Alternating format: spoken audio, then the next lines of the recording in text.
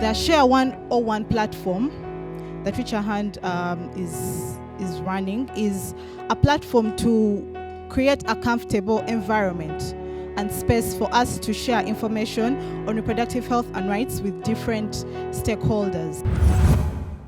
We are talking about a life of a human being. It is about the generation, it's about young people who are seated here or young people who are in school. These kinds of discussions are facts. You can go now to the internet, you can get all forms of statistics. But statistics don't have any meaning unless you translate that statistics to make a meaning out of it. Turn facts into stuff that people can associate with.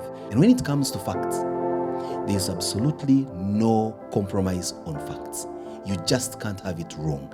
Stand by it, communicate, and communicate in as simple a way as possible. You need to get the voices of the people, interview them, and also trace their stories to be able to make any useful meaning of statistics. There must be an element of responsibility in whatever you do, whereas you have every right and freedom to write and say whatever you want to. Some of these media personnel, they also lack correct and accurate information about SRHR. So most of the challenges that I see coming up in the media is that people give statistics and they don't even go further to explain what that statistics means. There is no support towards the young person in terms of someone being there to let them know of what's going on in their lives. In news, we know once a story is running, it's always a running story.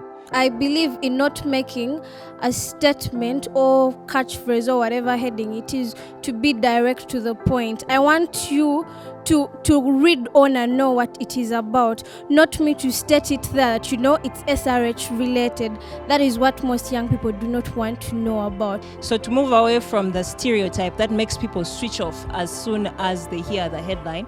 So hashtag Ochkolocha, because it's a term some people have been using in normal language. How to coin a headline is, one thing most bloggers in Uganda have failed to master. I think we need to have conversations that are actually real and not just look at it in this culture is wrong or whatever. It would be so interesting, if we actually see one day a society of journalists who are, empowered, in SRH. As a reporter, as a media person, please use your power to make a difference for women, girls, young people of Uganda. And I think if we all use our different powers, I think we'll see the Uganda that we want to see, that is moving forward, is in steady progress, and etc.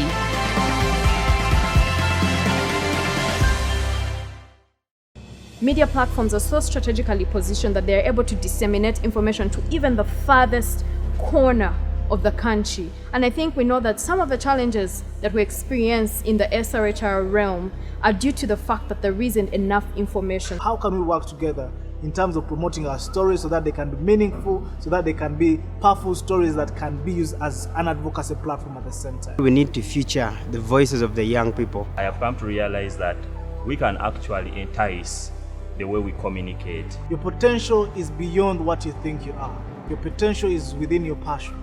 That you can turn that story, you can turn that situation, the people that you meet, and try to find out problems that you can solve by using the same platform that you have. So it's how to find more innovative ways of getting the messages across, or find more engaging ways, more captivating ways, and more relevant ways of staying afloat. I think we need to make it more fun. We need to see how we can, brand these messages in a fun way, because that is what young people actually relate to.